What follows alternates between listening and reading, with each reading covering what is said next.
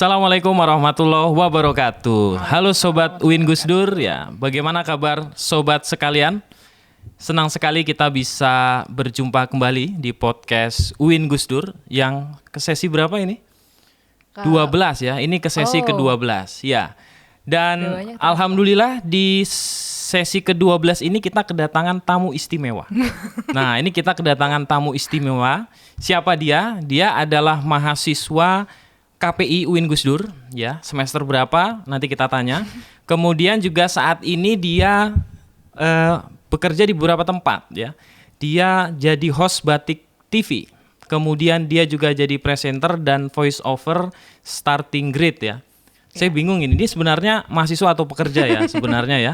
Kemudian dia juga ternyata punya sejumlah prestasi. Prestasinya tidak main-main ya. Dia pernah jadi presenter wanita terbaik se-Jawa Tengah tahun 2022. Dan yang terbaru dia mengikuti program SUSI Study of the US Institute. Dia baru saja berangkat dari Amerika ya, itu selama 1 bulan lebih. Dan alhamdulillah orangnya sudah balik. Kita sambut dengan aplaus yang meriah Farah Farhat. Ya. Oke, apa kabar Farah? Alhamdulillah baik Pak Dimas. Iya, sebenarnya Farah nama lengkapnya siapa? Farah Farhatus Soimah. Oh iya, oke ya. Tetapi kalau perlu artinya nggak Pak? Boleh gitu ya. Artinya apa itu? Jadi disclaimer, Soimah bukan berarti saya saudaranya Soimah Pancawati, iya, tapi bukan, ya? Farah Farhatus Soimah artinya kebahagiaan milik orang yang berpuasa karena saya lahir di bulan Ramadan. Masya Allah, memang wajah-wajah orang sering puasa ya. Oke, alhamdulillah. Tetapi nama bekennya Farah Farhat. Yes. Nama pen apa? Nama siaran ya, nama panggung ya. Yang itu sudah membawa rezeki ya. Sudah kemelalang buana ya Farah Farhat ya. Insya Allah. Alhamdulillah. Amin. Sekarang kesibukan apa Farah? Sekarang OTW mendaftar sidang. Alhamdulillah. Oke. Kemudian tetap bekerja masih. Dan ambil freelance MC, moderator juga. Jadi sebenarnya Farah ini mahasiswa tuh yang utama atau yang freelance ini? Pasti yang utama dong Pak. Oh, mahasiswa yang utama. Iya, cuman kalau sekarang karena udah tinggal sidang jadi mungkin. Iya.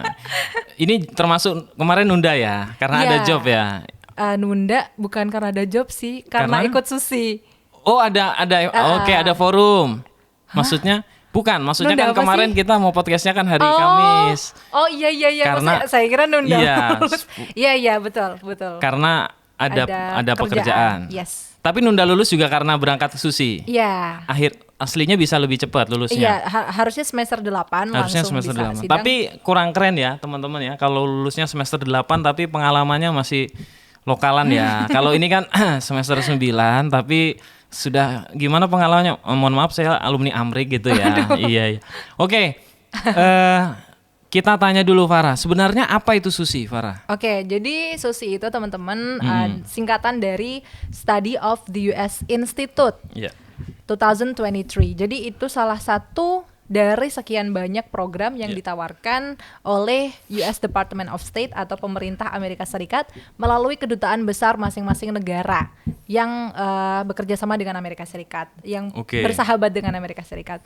Nah, salah satunya di Indonesia itu adalah SUSI dan sebetulnya ada banyak, cuman alhamdulillah saya diterima di program itu. Oke, itu berapa lama kemarin programnya totalnya? Ya, jadi SUSI ini 35 hari. Saya berangkat dari 26 Juni sampai 21 Juni sampai 26 Juli 2023 di sana. Jadi total sekitar 35 hari di sana ya. Baliknya tanggal 26 itu sudah harus bertolak dari USA ke Indonesia. Juli ini. Berarti ini udah nggak jet lag lagi ya? Udah lama sudah ya? Sudah mau sebulan. Udah mau sebulan ya. Begitu datang langsung fokus menyelesaikan studi. Iya. Oke, itu kita beri tepuk tangan ya. Ini luar biasa Farah ya. Bisa imbang ya. Jadi itu prestasinya boleh didapat setelah itu studinya. Memangnya kalau dikejar lulusnya mau kemana Farah? Setelah lulus? Iya, maksudnya setelah lulus ini sidang rencananya mau kemana ini? Atau ada agenda apa? Pandangan kemana? Kalau pandangan pasti pengen S2, pengen apply S2. Kalau dapat beasiswa, ya saya pengen ngejar beasiswa S2 dalam negeri. Kalau misalkan belum dapat beasiswa, ya gimana pun caranya mungkin pakai beasiswa pribadi. Iya, oke. Masih tabungan masih ada kemarin. Amin. Iya. Oke, terus gitu. Terus tetap menjalankan pekerjaan yang masih saya jalankan sekarang sambil melihat opportunity lain. Oke. Kita kembali ke Susi ini. Iya.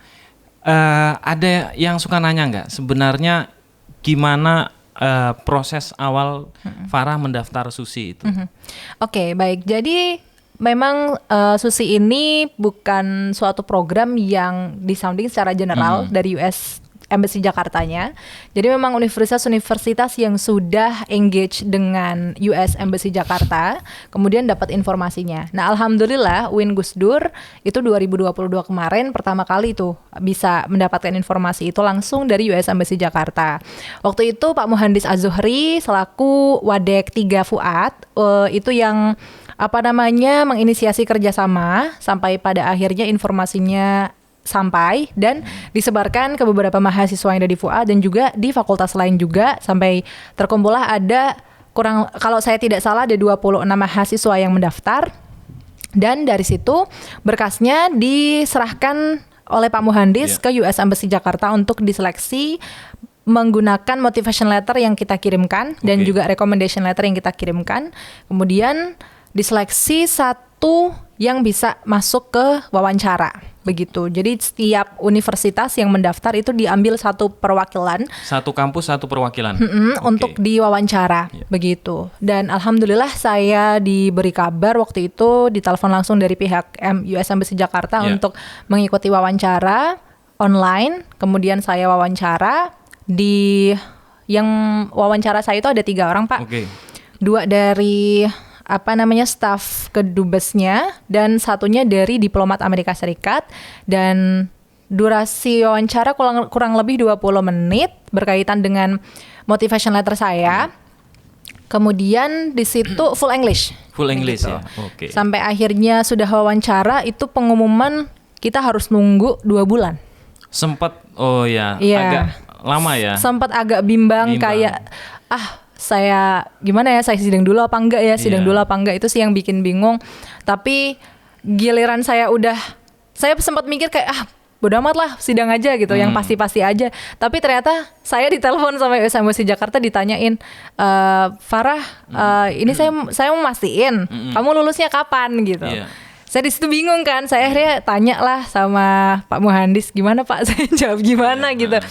Udah lulusnya nanti aja gitu. Bilang aja semester 9.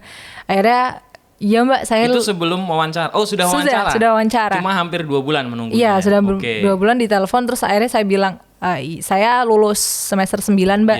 Oh, jadi masih ada 1 semester lagi ya? Iya, betul. Oh iya, selamat ya kamu lolos. Gitu. Alhamdulillah itu. Keren. Wah beneran Mbak gitu-gitu ya. Itu sujud syukur atau kayang atau apa? Sujud syukur ya Pak ya, sujud syukur. Kemudian saya ngabarin Umi saya, ngasih tahu ke Pak Muhandis juga. Nangis Umi malah sempet kok keterima sih kayak gitu. Oh agak beda ya. Agak beda tuh. Kenapa Umi? Kenapa Umi? Anak Umi mau ke Amerika, Umi lempeng ya. Kenapa Umi? Jadi itu Umi saya sebetulnya suka khawatir. Ya sebenarnya nggak strict banget sih. Wajar ya sebagai orang tua. Mendukung apapun yang saya mau gitu ya. Cuman giliran tahu kalau anaknya mau ke Amerika kayak mungkin belum siap kali Pak ya. Iya, karena mungkin anaknya biasa ada di pandangan. Iya, karena saya anak terakhir, Umi saya sudah sendirian karena abi saya sudah meninggal. Iya. Jadi itu mungkin yang berat buat Umi saya sampai dipastiin lagi tuh Kak. Itu siapa tahu penipuan kayak gitu-gitu. Scam takut, iya. Ya saya mau coba ngasih tahu Umi dan ya Umi alhamdulillah nggak apa-apa. Terus lama-lama ya seneng, terus ngasih tahu tanya persiapannya gimana, apa yang perlu dibeli dan sebagainya. Umi buat status di WhatsApp nggak? Anakku mau ke Amerika. Oh enggak ya. Biasanya orang tua ya sampai gitu bahagia dia ngomong di depan anaknya kayak biasa aja, padahal di belakang cerita ke tetangga gitu ya. Anak saya udah ini mau berangkat ke Amerika nih gitu. Ke mana? Philadelphia. Wah, mantap. Temple University ya. Yes. Oke. persiapan yang paling menantang apa Farah sebenarnya itu? Persiapan yang paling menantang pasti persiapan tentang materi, bukan materi uang ya, tapi persiapan mengenai belajar di sana akan seperti apa. Ini pas udah keterima? Pas udah keterima, itu memang ada kewajiban nggak yang harus kamu penuhi sebagai mahasiswa yang terpilih itu harus menyiapkan apa nanti untuk disampaikan di sana, presentasi mungkin betul, atau apa? Iya. Jadi ada kewajiban yaitu community action plan. Jadi tugas kita setelah kita mau pulang, kita tuh mau bikin project apa? Itu yang perlu dipikirin. Sebetulnya itu sudah ditanyakan. Dipresentasikan di sana nanti. Oke. Kita sudah ditanyakan ketika wawancara. Tapi setelah itu kan kita harus godok lagi nanti di sana mau dijelaskan seperti apa. Dan sebelum berangkat ya di rumah saya baca-baca mengenai religious diversity, terutama kehidupan di Amerika Serikat seperti apa, berkaitan dengan pluralisme di sana seperti apa, demokrasi di sana seperti apa, ngulik-ngulik sedikit. Temanya ya Farah, tadi belum sempat kebahas temanya. Ya, jadi tema atau jurusan lah ya. Jurusan yang saya pelajari di sana adalah religious diversity and democracy atau keberagaman agama dan demokrasi. Oke, beragama dan demokrasi ya teman-teman. Oke itu. Dan itu sebenarnya ada jurusan-jurusan lain ya. Iya. Dan yang Farah programnya dapatnya yang ini. Kebetulan religious diversity and demokrasi. Oke. Setelah itu presentasi di sana berarti, kemudian dikasih feedback. Dan nanti dieksekusi di sini. Ya betul. Oh gitu. Udah tahap mana nih? Ya jadi ini sedikit cerita juga minta support buat teman-teman. Kebetulan ketika di sana kita menyadari kalau cohort Indonesia atau kelompok Indonesia itu punya kesamaan konsep. Akhirnya kita kerjasama untuk bikin proyeknya itu bareng. Jadi kita membentuk suatu organisasi yang ini baru banget kita inisiasi, namanya Leader City, dari kata leadership and diversity. Wah, mantap. Berapa hari mikir namanya itu? Bagus itu salah satu teman saya dari Wonogiri yang tiba-tiba gimana kalau Leader City? Sambil makan kacang ini Wonogiri. Oh iya juga ya. Kacang mete, betul. Oke. Lanjut. Iya, kenapa jadi bahas kacang mete ya? Enak. Iya, oke. Iya, terus akhirnya kita membentuk wadah itu untuk ini kita lagi menggodok dan insya Allah September akan ada event kita pertama yaitu seminar mengenai sharing exchange seperti ini dan kita ngajak teman-teman semua kalau kalian mau bergabung untuk teman-teman. Iya. Bergabung di kepanitiaan, kita lagi open recruitment, terus habis itu nanti kalian juga bisa berkesempatan untuk ikut event selanjutnya. Kita juga sedang berusaha untuk apply grant dari US Department of State. Gimana caranya kalau teman-teman mau terlibat? Oke, nanti aku akan share linknya untuk kalian daftar. Nanti bisa ada di video ini ya. Iya, di bawah. Oke. Iya, terus nanti akan ada seleksi wawancara. Terus ya seperti biasa itu. Ya ampun, saya jadi pengen banget nih. Oh bukan ya, ini untuk mahasiswa. Tapi nggak apa-apa sih kayaknya. Oh luar boleh ya. Saya kan masih cukup muda ya. Iya, yang penting student lah ya. Pak Dimas pasti student kan ya. Sudah enggak sih. Sudah enggak ya. Oke. Tapi tetap terus belajar ya Pak. Oh sampai sekarang kita masih terus belajar. Kalau enggak nanti kalah ya dengan yang muda-muda. Mahasiswa sekarang pinter-pinter, termasuk Mbak Farah. Oke. Masih bagian ini yang wawancara saya penasaran Farah, itu yang 20 menit itu yang full English itu. Apa yang pertanyaan yang paling sulit aja deh, kan pasti itu banyak ya. Menurutmu yang pertanyaannya tuh paling sulit atau yang membuat Farah kayak menjawab tuh harus hati-hati sekali, tentang apa? Alhamdulillah saya nggak merasa ada yang sulit sih ya? Karena pertanyaan itu lebih mengorek kembali apa yang kita tulis di motivation letter. Oh, penguatan ya, afirmasi betul. ya. Yes, betul. Jadi mungkin yang paling berkesan kali Pak ya. Pertanyaan paling berkesan ya pasti purpose atau maksud kita. Tujuannya seperti apa. Waktu itu saya memperkenalkan diri sebagai mahasiswa, sebagai broadcaster juga. Dan maksud saya mengikuti program ini dan temanya religious diversity adalah saya butuh penguatan mengenai religious diversity karena itu akan saya gunakan baik saya menjadi mahasiswa maupun saya ketika menjadi seorang broadcaster. Karena seorang broadcaster kalau tidak memahami keberagaman agama dan juga demokrasi, ya tidak akan bisa mengantarkan informasi dengan plural begitu, dengan inklusif. Etika media massanya ada. Ya, ada etika media massanya juga. Jadi itu yang saya jawab ketika itu. Jadi yang paling menantang, bukan, nanti yang masalah motivation letter nanti ya di belakang aja. Oke, kita lanjut dulu nih Farah. Sekarang berarti sudah semester berapa Farah? 9. Semester 9 ya. Nah kan ini saat ini nih Farah, kalau disebut nama Farah Farhat ya di Pekalongan sekitarnya nasional juga kali ya. Enggak, Itu belum, dikenal sebagai mahasiswa yang aktif ya, berprestasi gitu ya. Apalagi semenjak pulang dari Amrik ya, pasti exposure-nya lebih tinggi ya. Nah, saya tergeliti ingin bertanya sebenarnya, Farah yang dulu di awal perkuliahan dengan Farah yang sekarang, ada perbedaan nggak? Oke, apa ya? Aduh, kalau disuruh berkaca buat diri sendiri mah paling susah sih, Pak. Iya, nggak apa-apa. Bedanya apa ya? Mungkin lebih percaya diri sih. Sekarang lebih percaya diri. Iya, lebih percaya diri. Sebetulnya. Emangnya dulu Farah pernah nggak percaya diri? Pernah, karena ngerasa kalau dulu kesempatan-kesempatan yang saya dapatkan sekarang itu belum muncul. Jadi saya nggak percaya diri kalau sebenarnya aku tuh bisa sejauh apa sih gitu. Memanfaatkan potensi-potensi saya karena belum ada kesempatan gitu. Karena kan semester awal kan harus melihat situasi juga ya Pak ya. Yeah. Terus gimana caranya show up gitu tuh, itu yang bikin saya juga khawatir jangan-jangan aku di sini nanti nggak bisa mengembangkan diri kayak gitu-gitu. Tapi setelah ini saat ini sudah merasa sangat jauh lebih baik, merasa percaya diri karena ternyata kesempatan itu akan selalu ada apabila kita berusaha dan kita juga nyiptain kesempatan itu. Kayak misalkan kita punya potensi tapi kita nggak pernah show up, ya kesempatan itu nggak bakalan melirik kita juga. Tapi sebenarnya di awal perkuliahan Farah udah punya pandangan ya, saya akan menjadi seorang broadcaster mungkin atau public speaker. That's why saya masuk komunikasi karena saya sudah tahu apa tujuan itu ya teman-teman ya. Jadi di awal perkuliahan Farah sebenarnya udah punya pandangan. Ya. Apa dari SMA memang udah terlibat? Dari SMA nggak terlibat tapi sudah punya pandangan. Oh gitu. Tapi benar-benar waktu di awal kuliah baru mulai mencoba. Iya. Mulai jadi penyiar batik itu sejak kapan? Itu baru 1 tahun. Oh, berarti sebelumnya emang merintis dulu? Iya, sebelumnya merintis dan sempat tidak diterima. Di 2019 itu saya sudah apply. Kok berani sekali tidak diterima? Aduh. Oke, terus mohon maaf batik ini ya.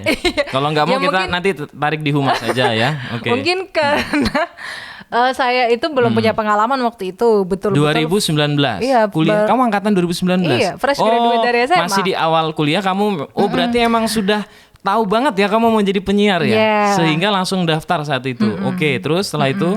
Setelah itu mencoba kesempatan di bidang lain. Jadi karena saya pengen kerja waktu itu, akhirnya sempat nyobain jadi crew kitchen di kafe. Oh gitu, wah ini menarik ya. Iya, crew kitchen di kafe selama 6 bulan. Jadi selama kuliah pandemi itu saya sambil kerja, sambil masak, sambil itu. Jadi seru sih. Seru di dapur ya, kitchen ya, staff ya. Jadi tolong ambilin gitu. Betul. Kayak master chef setiap hari kerjanya. Iya, lebih ke helper ya. Iya. Tapi kamu yang masak enggak kan? Sometimes. Oh, sometimes ya. Berarti kamu jago masak dong, Pak? Enggak juga. Wah, ini terpaksa. Skill unlock ya. Ini jadi ada skill yang ternyata Farah nggak diceritakan ya. Dia pernah jadi kru kitchen ya selama 6 bulan, luar biasa. Jadi udah 6 bulan. Pengalaman apa itu yang 6 bulan itu yang Farah dapatkan? Pasti dapat pressure dan gimana caranya deal sama sesuatu yang bukan passion kita. Ngaruh nggak sama kehidupan Farah setelah itu? Setelah 6 bulan Farah menjalani pekerjaan freelance ya? Ya enggak. Full time? Part time tapi full time tapi waktunya udah ditentukan ya? Seminggu berapa kali? Berapa seminggu jam? Cuman kalau per jamnya saya lupa. Cuman seminggu ya pasti dapat libur sekali. Part time-nya itu bukan yang betul-betul paruh waktu, tapi misalkan saya bisa kerjanya 6 jam karena sisanya saya harus kuliah ya 6 jam pada waktu itu. Nanti saya dapat potongan berapa puluh ribu gitu aja sih. Oh, I see. Kalau full nanti dapatnya full jamnya. Kalau ada kuliah bisa izin. Tapi karena online agak luas ya saat itu ya. Jadi full terus. Saya baru tahu nih kalau Farah ternyata juga pernah. Itu apa motivasinya, Far? Kamu mau kerja itu? Karena bingung. Karena butuh uang.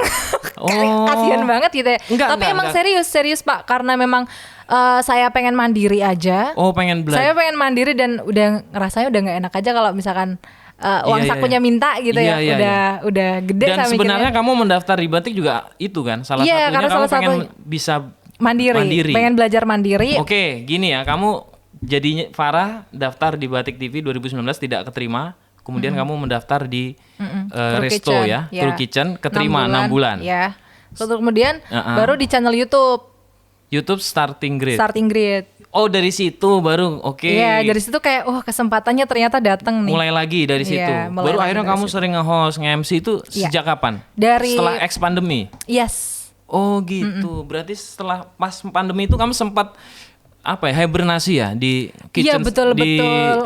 restoran tapi ya. Enggak juga hibernasi ya. Menarik diri kali. Menarik diri ya. Karena saya kira Farah itu dari awal kuliah langsung di depan kamera aja gitu, enggak ya? Kalau di depan kamera iya, karena dulu ikut HMJ atau sekarang Hima dan divisinya itu news, saya jadi reporter. Tapi ya udah sekedar itu saja, belum ada kesempatan yang jauh. Oke, ya lebih ke organisasi ya. Maksudnya kewajibannya bukan pekerjaan lah ya, agak beda tekanannya ya. Yes. Oke, Farah luar biasa. Nah, ini pertanyaannya sebenarnya apa ya? Ya itu kenapa Farah mau repot-repot gitu? Kenapa ya? Ya dari semester awal kamu udah mau mendaftar di Batik TV. Setelah itu kamu milih jadi kru dapur ya. Tuh, terus kitchen staff gitu. Kenapa ya? Maksudnya sebenarnya juga kamu nggak kerja pun tetap bisa kuliah aja kan saat bisa. Maksudnya apa yang mendorong kamu gitu untuk mau melakukan hal tersebut? Ya karena ya walaupun memang mungkin bisa, tapi ya saya lebih ketahui diri aja sih. Gitu. Berusaha untuk tahu diri kalau nggak selamanya keluarga saya bisa support. Terus juga why not gitu loh Pak, why not? Iya. Ada banyak kesempatan, jadi kalau menurut saya di awal-awal kuliah itu mumpung kayak belum sibuk-sibuk banget, terus belum nyoba ini itu, jadi biar tahu dulu rasanya, biar kedepannya itu tahu kalau jadi crew kitchen itu seperti ini, kalau jadi broadcaster itu seperti ini. Waktu dirasakan berat. Iya. Tapi setelah itu pengalaman berharga. Pengalamannya luar biasa. Saya teman-teman ya, saya pernah jadi crew kitchen juga, cuma bertahan 2 minggu. Ya, saya bertahan 2 minggu. Saya ingat sekali saat itu saya crew kitchen bulan Ramadan. Iya, saya juga ngelewatin bulan Ramadan. Jadi bulan Ramadan saya jadi crew kitchen, kemudian saya sholat tarawih enggak ya, karena kan waktu itu betul. Dan saya ingat sekali saya sholat isanya agak malam gitu jam 9 setelah pulang, sampai ketiduran di masjidnya ya, karena ada masjid di kampus sih saat itu, masjid kampus. Secapek itu. Betul. Ya, selelah itu. Dan ya itu ya, tapi karena kalau saya hanya bertahan 2 minggu, Farah 6 bulan ya. Hebat. 6 bulan sambil nangis-nangis. Sambil nangis-nangis ya. Tapi duitnya lumayan, Farah. Ya UMR aja sih Pak. UMR itu pun ya, lumayan ya. Saya ngerasain UMR cuma 3 bulan karena 3 bulan setelahnya pandemi itu di-cut. Agak jam kerjanya di-cut. Jam kerja, otomatis gajinya juga di-cut. Tapi pengalaman berharga ya. Pengalaman berharga. Oke, Farah. Oke, teman-teman, ini kita selanjutnya ada sesi Q&A. Ya, jadi ini ada baru ya, kita lihat pertanyaan di sini. Langsung saja kita baca pertanyaannya dari Mawar. Ini pasti nama Mawar udah ada Mawar ya. Jadinya Mawar ___. Oke. Cara penyesuaian dengan lingkungan di sana gimana nih Kak? Mulai dari teman-teman dan makanan ataupun aktivitas yang jarang dilakukan di sini. Oke, bagus nih pertanyaannya. Yes. Oke, jadi pertama kali datang ke sana merasakan keseharian di sana, yang paling harus penyesuaian adalah penyesuaian fisik, karena kalau bukan karena cuaca juga ataupun cuaca cuman nggak terlalu ekstrim juga karena sama-sama summer, sama-sama panas, cuman jalan kakinya itu. Karena semuanya serba jalan kaki dari dormitory ke kampus yang jaraknya mungkin ada 1 kilo. Terus habis itu kalau misalkan kita mau pergi-pergi, misalkan mau ke pusat kota, mau beli sesuatu, mau hangout, itu kita juga sering jalan tuh dari flat ke stasiun. Terus habis itu kalau udah sampai mau ke muter-muter keliling kotanya juga terus jalan begitu. Itu kemudian penyesuaian lingkungan. Kalau weather nggak terlalu ekstrim. Itu berapa panasnya berapa derajat? Kalau di Philadelphia itu panasnya masih around 27, 30. Jadi nggak masih terlalu panas. Nggak terlalu panas. Iya. Kayak di sini, cuman waktu di Arizona, tapi nanti ceritanya mungkin ya. Di Arizona itu panas banget 50 derajat Celcius. Wow. Cuman alhamdulillah itu cuma 5 hari di sana. Jadi cuma 5 hari. Jadi aman lah. Kata Farah sama dengan di sini ya. Cuma di sini debunya banyak ya. Sama di sana tuh kering, Pak. Oh, kering sekali. Jadi walaupun panas, tapi ketika kita menghirup udara itu di hidung tuh kerasanya kayak kita ngirup udara dari AC. Oh, I see. Iya, jadi seperti itu. Berarti kalau orang ini pecah-pecah tuh bibir. Pecah-pecah sekali. Saya sampai kulit berdarah. juga pasti ya kadang kering gitu ya. Saya punya eksim, jadi saya penderita eksim atopik. Kalau kena kering itu bereaksi dan itu sampai Berarti bawa apa di sana? Bawa salep. Bawa salep dari dokter segini. Oh, tapi di sana baru belinya? Enggak, dari rumah. Oh, kamu udah tahu ya, sudah prepare ya. Oke. Itu sih dari mulai fisik. Kalau teman-teman itu juga penting ya, karena penyesuaian culture juga. Teman-teman saya kebanyakan Timur Tengah. Terus kalau teman-teman selain dari yang Susi itu juga ada dari USA-nya sendiri. Culture, cara pertemanan kali ya, karena di sana mungkin tidak ada batasan. Jadi gitu ya? Ya kayak cowok-cewek ya udah biasa gitu. Oke, tapi ya saya privacy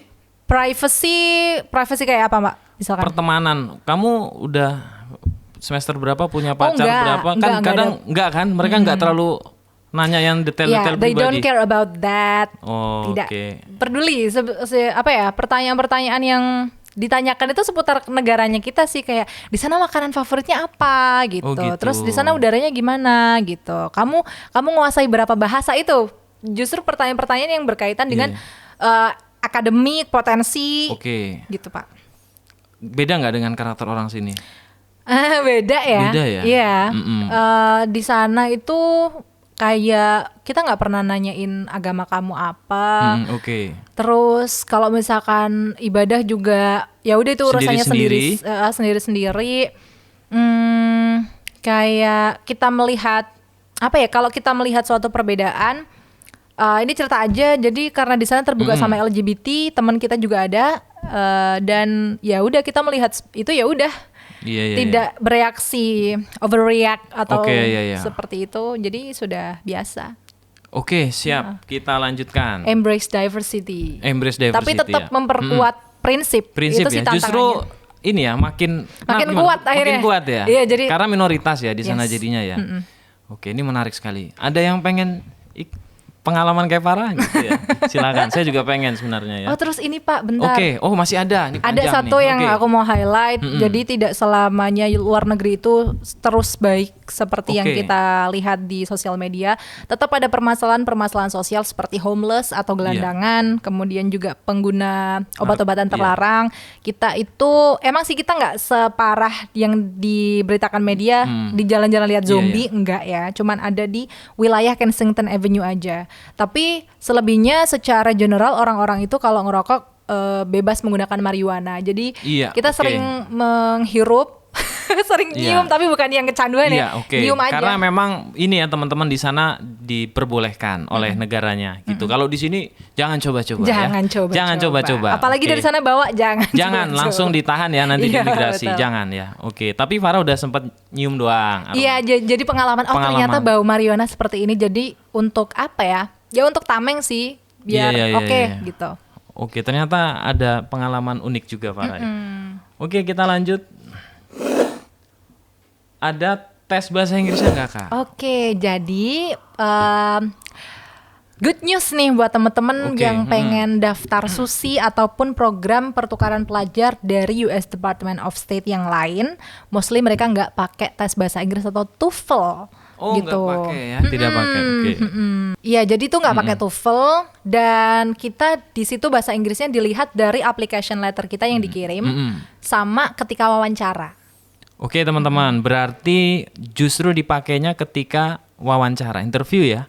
Ketika submit administrasinya nggak diminta syarat TOEFL. Sertifikasi TOEFL berapa enggak ya.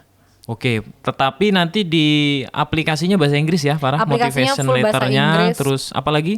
Essay? Jadi ya, application letter, kemudian motivation letter dan Oke. recommendation letter. Recommendation letter. Dari kampus juga rekomendasinya atau luar? Iya, rekomendasinya dari kampus dan itu bisa meminta dosen yang paling yang paling nggak paling tinggi tapi punya Background.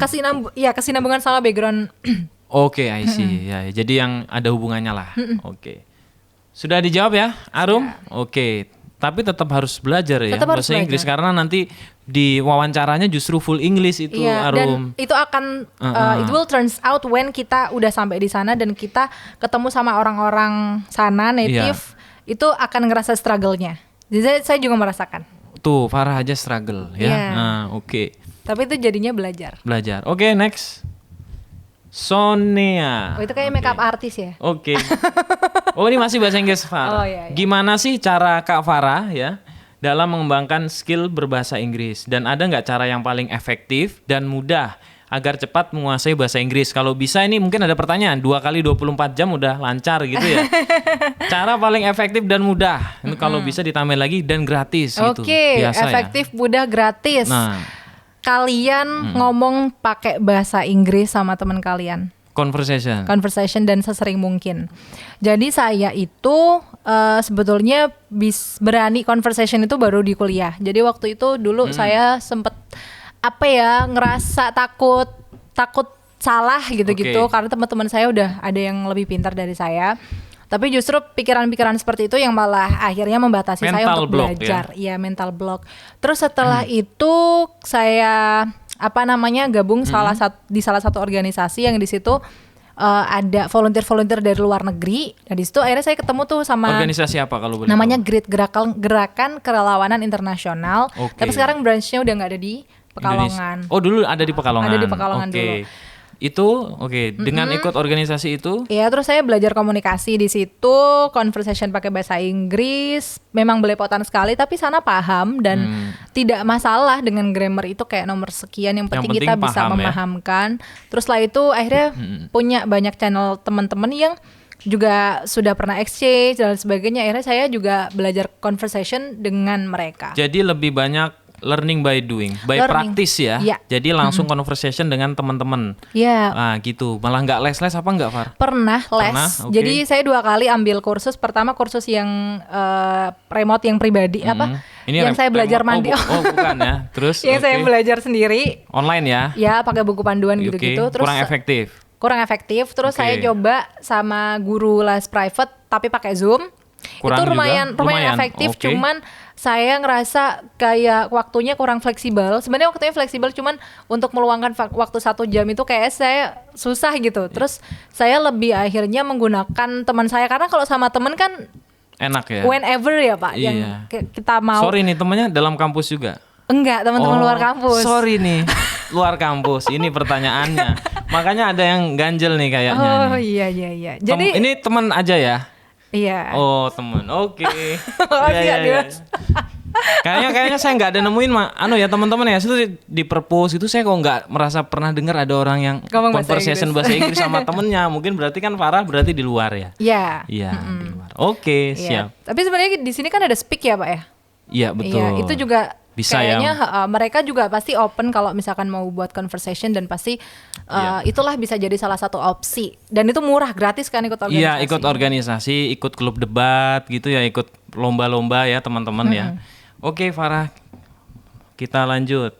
Pertanyaan selanjutnya dari Ikipal. Wih mas, ini apanya Danang ya? Danar ya, kayaknya mirip ya kalau dari jauh. Ini Mas Ikipal ini. Oke. Kita dilihat-lihat Mbak Farah ini makin melejit ya prestasinya. Nah jadi kepo, kira-kira cowok gimana yang diidamin Mbak Farah? Iya. Agak nggak nyambung ya. Agak nggak nyambung. Tiba-tiba cowok gitu. Cowok, iya ya. Ini gimana nih Mas Kipal? Tapi oke lah, bisa kita terima pertanyaannya karena saya kira ini juga menjadi pertanyaan para netizen ini Mbak Farah gitu. Jadi mungkin bisa disampaikan. Iya. This is the hardest question. The hardest question. Tapi saya no pressure ya. Jadi boleh dijawab, boleh enggak. Ya. Oke, it's okay. Gak apa-apa, saya jawab. Oke. Sebetulnya kalau cowok untuk apa dulu nih? Kalau itu Mas Kipal kurang detail nanyanya. Oke. Oke, kalau untuk teman biasa Siapapun sih, Siapapun. siapapun. Kalau buat temen deket ya Iya. itu harus apa ya? Ya nggak tahu ya. Yang penting nyambung aja sih. Nyambung, oke. Kemudian juga punya visi yang sejalan. Wah, Yalah. siap. Oke. Punya yang Visi ya, sejalan. ingat ya. Nyambung diajak ngobrol. Yes. Yang kedua punya visi yang sejalan. Sejalan dengan visi Win Gus Dur juga. Enggak ya? Oke, lanjut. Kemudian bisa saling support each other. Wah, support each other. Oke. Ada lagi? Sepertinya itu ya. Kalau Itu ya. semakin spesifik nanti kayaknya semakin banyak. Oh, semakin gitu. banyak. Enggak juga sih. Termasuk bisa latihan conversation bareng ya mungkin. Iya, Betul ya? betul. Oh iya. Agak berat ya ini ya teman-teman ya. Yang bisa ngelatih bahasa Inggris saya sih. Oh yang bisa ngelatih. Iya. Oh. Yang bisa ngajarin bahasa asing, wow. Wow pasti wah mantap ya. Oh iya. Berarti termasuk keberangkatan ini ada support juga ya. Dorongan dari teman-teman. Yes. Ah. Nggak pakai gini. Oh juga nggak pakai, sih, nggak Pak. apa-apa ya. Iya dari teman-teman deket saya. Terus habis itu apa namanya yang sudah pernah berangkat ke sana.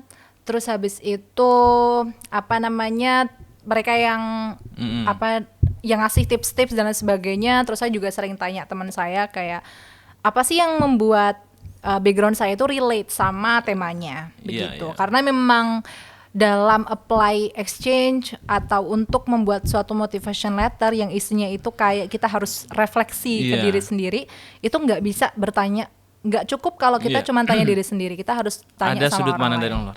Berarti harus berpengalaman juga ya orangnya. Iya. Akhirnya kenalnya Uya lebih senior kayaknya ya. Oke, kayaknya. Oke, Mas Iqbal ya, semoga bisa menjawab pertanyaannya ya. Silakan kalau merasa sesuai tadi yang disebut oleh Mbak Farah ya. Kalau enggak, oke, kita cukup jauh-jauh aja ya apa memperhatikan ya. Secret admirer ya. Oke. Kita lanjut. Jihan Miftah 13. Oke, izin bertanya, apa aja sih pertanyaan yang harus dipenuhi agar lolos dalam program tersebut dan bagaimana proses dari mendaftar sampai akhirnya dinyatakan lolos? Tadi udah ya sebagian ya? Sudah sebagian. Oke, ada yang mau ditambahkan nggak, Far? Apa aja persyaratan yang harus dipenuhi agar lolos dalam? Oke. Kalau persyaratan sebenarnya nggak banyak. Ya. Yang penting itu harus mengisi application letter yang isinya biodata. Banyak Terus lumayan banyak. Lumayan ya. Terus itu motivation letter emang harus dipikirkan betul-betul, ada 4 poin. Minimal berapa kata? Maksimal 500 kata, tidak boleh Oh, lebih. pendek malah lebih sulit ya. Oke. 500 kata tapi harus mencakup 4 poin. Sangat berarti Iya, ya harus tidak benar-benar kita milih apa yang harus kita Oke, masukkan oke. dan nggak I bisa see. kita masukkan. Terus? Gitu. Kemudian kalau misal, mungkin ada pertanyaan dari saya, Iya. bukan pertanyaan dari saya sih. Mungkin ada yang tanya apakah harus punya paspor dulu atau enggak. Nah, untungnya ini bukan menjadi persyaratan nih. Oh, Paspor gitu. juga Itu apa namanya? boleh nyusul. Iya, Yang penting udah keterima. Ya, saya juga begitu ngurus setelah keterima. Info keterima bulan apa?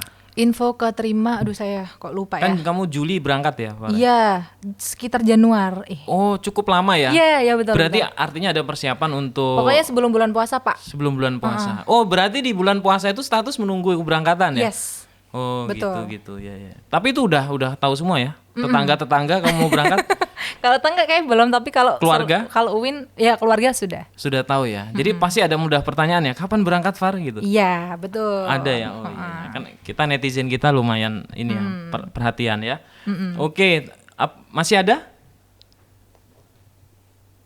Kak, ini terakhir nih, pertanyaan terakhir. Apakah bisa Waduh, semua pilih jurusan lagi. Hawaii U? Hawaii. Hawaii Ini Amerika U. banget sih. Amerika. Ya. Ini Hawaii. kayaknya ini fansnya Farah ini bisa jadi dia udah memantau Farah dari lama ini. Gimana nih Farah? Apakah bisa untuk semua jurusan? Yes, it is. Bisa ya. Kemarin yang dari UIN Gus Dur bisa semua sebenarnya mendaftar. Iya, bisa semua. Jadi itu apa namanya bisa diikuti from all backgrounds. Jadi semua background. Bahkan teman saya ada mahasiswa kedokteran. Oh gitu. Iya, ada arkeolog, ada arsitektur, dan Iya. saya dari komunikasi. Jadi boleh dari mana aja. Yang penting tadi ya bisa Iya. lulus ya persyaratannya ya, bisa memenuhi persyaratan. Oke. Terima kasih para netizen Instagram ya sudah bertanya kepada Kak Farah. Oke, kita lanjut ini pertanyaan berikutnya. Oke, ini kita lebih dalam sedikit ini, Far, yang tentang SUSI-nya ya, tentang program SUSI, Religious Diversity and Democracy. Sebenarnya apa yang dipelajari Farah di sana? Ya, yang saya pelajari tadi adalah Religious Diversity and Democracy. Jadi kita dalam waktu, kita terbagi 3 waktu, 30 hari di Philadelphia, Pennsylvania, 2 hari di Washington DC, dan 4 hari, berarti sekitar 29 hari di Philadelphia, 2 hari di Washington DC, 4 hari di Arizona. Washington DC ya? Ya, 4 hari di Arizona, begitu. Nah, di Philadelphia ini kita fokus belajar di university sambil side visit ke keliling Philadelphia, museum, kemudian gereja Katolik, gereja Protestan, sampai masuk ya, Farah? Sampai masuk. Ada diskusi di dalamnya? Iya, kita mengikuti ibadah minggu pagi, kita mengikuti hari Sabat di Yahudi, kemudian mengikuti ibadahnya Buddha juga. Ya. Terus kita conversation sama pemuka agama di sana, sama ada sesi open discussion ya. Open discussion, kita diperlihatkan kitab Taurat, kita diperlihatkan Injil, kita juga baca Taurat, kita baca Injil, kita baca kitab Buddha waktu itu. Kita yang ke Islam masjid? Iya, ke masjid juga, ke Masjid Kuba namanya. Di situ kita experience sholat Jumat. Menarik sekali ya. Apa yang Farah pengalaman yang paling berkesan itu? Bisa sholat di gereja, sinagog, dan Buddha Temple. Ada space boleh di? Tidak ada space, tapi ketika kita meminta izin dan sana sangat welcome, dan sana mempersiapkan ruang kosong yang tidak digunakan. Di ruang kosong, oke. Ya, dan teman-teman yang Muslim sholat di sana. Ya, ikut sholat juga. Dan mereka sangat welcome. Sangat welcome. Luar biasa, menarik. Kita beri aplaus ya, Farah. Iya.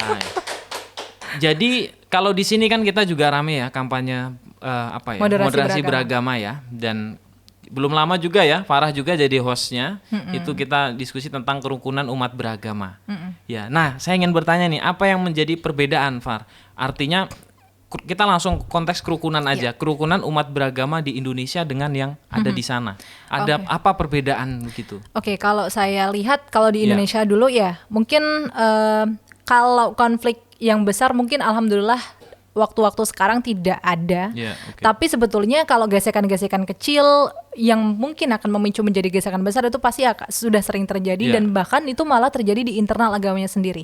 For example kayak misalkan dari Muslim sendiri, mungkin dari organisasi A sama organisasi B, secara person in person gitu. Nah, kalau di sana itu kita di sana lebih besar, ya kita sudah berbicara mengenai ya Kristen, ya Islam, ya Yahudi begitu. Jadi lebih besar cakupannya, tidak person in person, dan mereka semua sepertinya sudah memahami konsep itu. Kebetulan juga saya di Philadelphia dan memang julukannya adalah City of Brotherly Love, jadi cinta persaudaraan, kemudian juga menembus batas-batas budaya agama. Religious diversity itu di situ memang sangat kental sekali. Bahkan salah satu lecturer dari salah satu universitas yang didatangkan ke Temple University bilang kalau di Philadelphia itu tidak ada mayoritas karena semuanya minoritas. Jadi semuanya pendatang. Semuanya pendatang, dan gitu. Ya memang kalau secara secara angka memang Kristen itu terbesar di Amerika Serikat. Cuman sekarang semuanya sudah diisi oleh banyak agama, bahkan agama-agama yang belum pernah kita dengar sebelumnya, kayak kita Bahai. Bahai itu juga kita ke Bahai Center juga. Kita di sana ketemu sama orang-orang Bahai, penganut Bahai, kemudian kita juga belajar tentang sekulerisme. Yang nggak beragama juga banyak di sana. Sekulerisme, agnostik, ateis. Itu juga kita dikasih tahu konsepnya seperti apa, dan di sana hak-haknya seperti apa kalau di Amerika Serikat. Jadi stereotip mengenai agama, alhamdulillah di sana sudah tidak, tensinya tidak tinggi, apalagi terhadap Muslim tentunya karena dulu ada peristiwa besar, dan sekarang udah biasa aja. Sekarang sudah biasa. Mungkin Islamofobia udah nggak menjadi masalah yang besar. Mungkin di beberapa negara Eropa kali ya. Iya, beberapa negara Eropa. Kalau di Amerika saya kira memang sangat plural orangnya ya.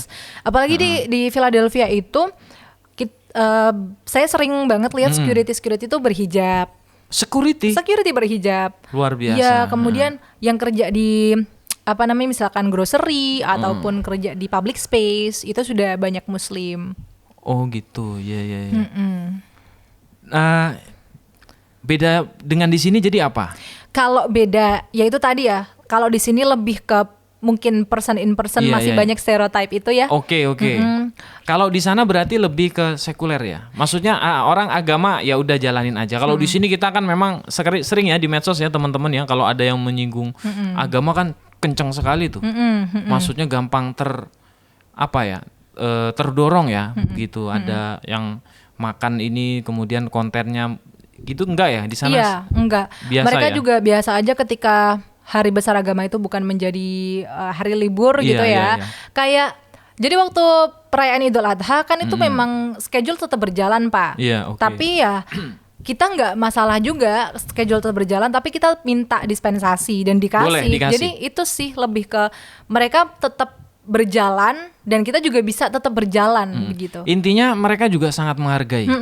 Kalau di sini kan mohon maaf kalau misalkan kita sebagai muslim mayoritas seluruh kayak schedule dan lain sebagainya harus menyesuaikan waktu sholat misalkan ya. Dan ketika tidak mungkin itu akan menjadi ketidaknyamanan buat banyak orang. Okay. Tapi ketika di sana karena kita sadar kita tidak ada yang mayoritas di sana, ya udah kita mengikuti aturan itu, tapi kita tetap bisa meminta hak kita. Dan gitu. diperbolehkan. Tanpa harus kita meminta dengan harusnya kamu hargain aku dong gitu. Harusnya udah tahu ada yang muslim, kenapa waktunya harus terus berjalan gitu. Oh enggak seperti itu ya? Enggak seperti santai itu. Banget ya? Santai banget. Oke. Ya. Perbedaan sosial ya. Itu tadi udah disinggung ya. Kultur akademik, saya penasaran nih Farah. Ini pertanyaan saya sendiri sih. Sebenarnya Farah udah ngikutin kelas di sana juga dong berarti ya. Betul. Nah, apa yang membedakan gitu dengan perkuliahan di sana di Temple University ya, teman-teman, bener ya? University. Hanya di Temple atau nyoba di kampus lain juga ada? Nyoba di kampus lain di Arizonanya? Di Arizona State University, tapi hanya sekali dialog aja sih. Sekali dialog. Apa aja. yang Farah pelajari itu dari ruang-ruang diskusi, ruang akademik di sana dibanding dengan kampus di Indonesia? Oke. Pasti lebih banyak diskusi ya di sana. Aktif mahasiswanya? Aktif sekali. Tidak seperti di mana? Iya, oke. Jadi sana aktif banget. Iya. Terus misalkan nih Pak Dimas dosennya. Iya, oke. Terus Pak Dimas baru ngejelasin judul aja itu bisa banget kita interupsi. Boleh. Langsung angkat tangan? Iya, kayak misalkan gitu kenapa kok kita bahas itu, kenapa nggak ini aja misalkan. Dan itu nyantai banget, egaliter? Nyantai sekali, tidak ada, tetap dikasih waktu khusus untuk bertanya, tapi ketika berjalan waktunya, itu juga bisa kita interupsi. Di sana ada nggak Farah yang telat masuknya, terus pas masuk ngucap salam, terus cium tangan? Enggak. Oh nggak ada ya? Jadi mereka itu ketika belajar, mereka kan emang menuntut kita untuk disiplin ya. Oke, waktu ya masalah. Tapi ketika datang telat itu pun ya udah dibiarin aja. Tetapi ya udah yang penting kamu nggak mengganggu gitu loh Pak. Tetap di presensi juga. Iya, tetap di presensi. Cuman ketika kamu telat ya udah kamu masuk aja, nggak usah belibet ngomong ini itu. Kita tahu kamu telat nggak usah beralasan. Masuk duduk di belakang gitu, menyimak gitu ya. Oh, gitu. Terutama kalau mau izin ke kamar mandi juga kita nggak perlu bilang. Langsung ke kamar mandi. Langsung aja kamar mandi. Oh gitu. Tapi saya penasaran kenapa kok bisa lebih aktif ya mahasiswanya ya? Apa karena faktor dorongan dosennya atau memang kultur? Artinya gini ya, memang budaya di sana seperti itu atau memang karena mahasiswanya memang kritis gitu atau mereka memang tingkat bacaannya tinggi gitu, terus mereka juga suka diskusi di luar kelas. Menurut Farah apa? Kalau menurut saya emang faktornya dari mahasiswanya sendiri sih, dari setiap orangnya, baik itu dari lecturernya maupun studentnya. Jadi memang mereka ketika masuk kelas itu memang sudah membawa purpose mau belajar apa, dan mereka juga sudah membawa banyak insight untuk mereka share ke teman-teman yang lain. Kelihatannya kayak kita setelah itu mungkin hahihi gitu ya sama teman-teman hangout, tapi ketika masuk kelas semuanya tuh kayak udah punya argumentasi masing-masing terkait tema. Jadi memang kita nggak pernah ketika misalkan hangout nggak pernah selalu ngobrolin tentang akademik, lecture kelas, sih. Tapi begitu di kelas Kayak semuanya ya udah fokus ke situ, kita membahas. Okay. Jadi emang datang dari diri mahasiswanya sendiri. Mereka sudah paham ya. Paham. Sudah. Oh iya. Itu Karena memang benar ya, kadang mereka ada yang sampai mohon maaf ya party gitu sampai malam, paginya kuliah biasa gitu. Iya, Dan itu tetap kritis gitu. Tetap kritis. Bisa gitu ya. Bisa gitu, saya juga bingung gitu. Iya. Saya juga bingung. Masalah kritisnya diikutin nggak apa-apa ya. Yang satunya tadi jangan. Oke. Iya. Oke. Nah, ada nggak Farah tentang UIN Gus Dur yang kamu sampaikan di sana? Ya mungkin tentang UIN-nya atau tentang mungkin ide-ide pemikiran tentang Gus Durnya, karena ini juga ya religious diversity and demokrasi ini sebenarnya ya secara tidak langsung ini juga adalah ide-ide yang disampaikan oleh Kemenak. Gus Dur Kemenak ya. Dan Gus Dur ya, kalau di Gus Dur itu kan dia sangat mendorong pluralisme ya, pluralitas lah di Indonesia begitu, dan dia juga mendorong supaya ada namanya peningkatan demokrasi di Indonesia. Makanya dia tidak setuju cara-cara kekerasan itu kan Gus Dur tidak sepakat gitu. Jadi ada benturan dengan militer dan segala macam, dia juga tidak sepakat. Jadi saya melihat tema itu memang yang terbayang oleh saya, ini kok sangat Gus Dur sekali ya. Gitu ya. Monggo Farah. Iya, Pak Dimas. Jadi di sana saya pastinya sharing mengenai nilai-nilai Gus Dur, nilai-nilai Gus Durian yang berkaitan dengan pluralisme, kemudian juga dengan demokrasi, track recordnya beliau, apa yang sudah beliau berikan kepada bangsa ini, dan fun fact-nya saya juga tidak menyangka bahwa co-founder dari Dialogue Institute, yaitu fakultas tempat kami belajar, itu pernah bertemu Gus Dur beberapa kali dan dia sangat mengagumi Gus Dur. Namanya Profesor Leonard Sweetler. Dan beliau tanya yang dari Indonesia mana, terus kami mengacungkan jari. Kemudian beliau bilang, kalian yang dari Indonesia harus memperkenalkan Gus Dur. Padahal kamu belum cerita dari nama kampusnya UIN Gus Dur. Iya, kemudian baru saya cerita kalau ya Prof, saya dari UIN, saya dari State University for Islamic Study Kiai Haji Abdurrahman Wahid. Di sana value-value-nya seperti ini, dan Gus Dur sampai sekarang menjadi tokoh yang selalu menjadi panutan kita, walaupun beliau sudah tidak ada, tapi nilai-nilainya tetap hidup begitu. Wah. Terus Profnya bilang apa? Profnya sangat seneng ada mahasiswa dari Indonesia. Terus habis itu juga pokoknya kita didorong untuk bisa sharing mengenai apa yang kita dapat ketika yang kita dapatkan dari Gus Dur selaku mantan presiden. Luar biasa Farah ya. Oke, Farah, mungkin ini ya terakhir ya, bagian-bagian terakhir ini Farah. Jadi sebenarnya pengalaman Farah nih ya, kalau di ekstrak ya, maksudnya yang selama di Amerika 35 hari termasuk tentang tema religious diversity dan demokrasi ini, hal apa yang ingin Farah sampaikan gitu, atau sesuatu yang Farah dapatkan di sana dan ini tuh kayaknya harus saya bagi nih ke teman-teman, ke khalayak luas gini. Monggo, apa kira-kira? Jadi kalau berkaitan dengan religious diversity sendiri, yang pengen saya sampaikan ke teman-teman adalah keberagaman itu adalah suatu keniscayaan yang kita sendiri itu harus embrace atau menghargai itu. Jadi seberapa banyak perbedaan kita terhadap diri kita dan orang lain, itu ya memang sudah sewajarnya seperti itu. Dan bukan berarti kita harus menyamakan semuanya ataupun kita harus menerima semuanya, tapi cukup kita mengetahui kalau kita itu punya perbedaan yang sangat banyak. Dan ketika kita sudah mengetahui itu, maka kita akan bisa lebih menghargai yang lain. Begitu sih Pak. Itu ya. Oke, terima kasih, luar biasa ya Farah. Merasa lebih bijak Farah setelah pulang dari sana? Iya sih, jadi kayak apa lebih banyak merenung atau kayak ada sesuatu, tapi merasa gitu nggak?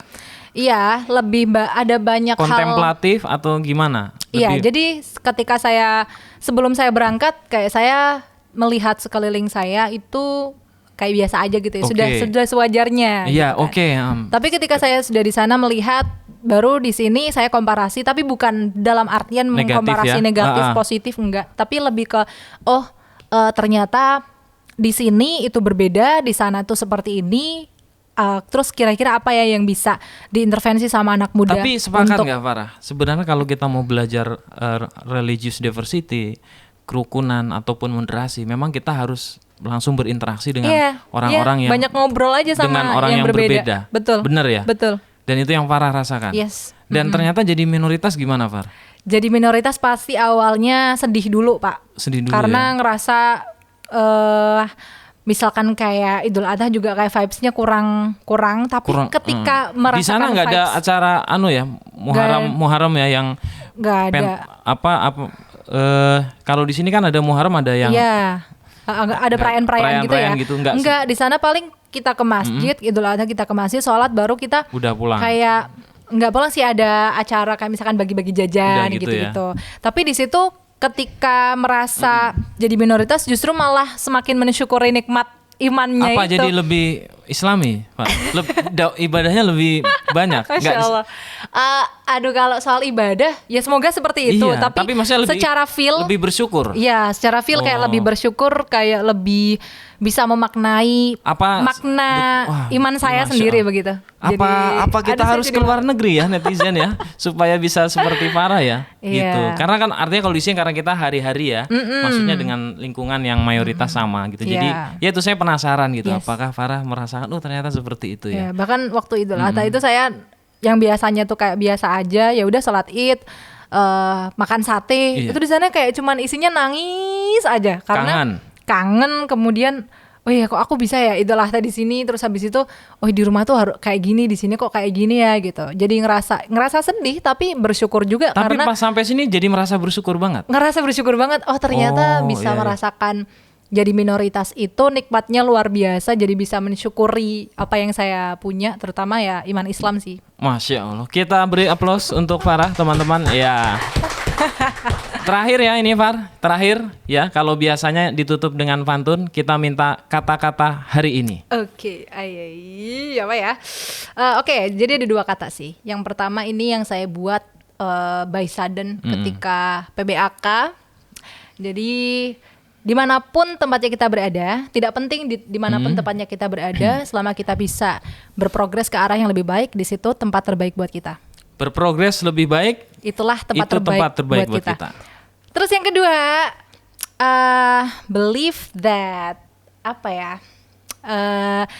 be able to strong, be able to shine. That's what you are created for. Jadi kalian tuh diciptakan untuk strong, untuk bersinar, untuk sukses. Gitu sih, percaya aja. Oke, gitu. Terima kasih. Udah malu jadi kayak Mario Teguh. Wah ya, jangan, Mario Teguh lagi banyak kasus. Oke ya. Demikian podcast Win Gus Dur hari ini, Sobat Win Gus Dur ya. Sekali lagi saya ucapkan terima kasih kepada Farah Farhat yang sudah membersamai kita hari ini. Ini spesial banget.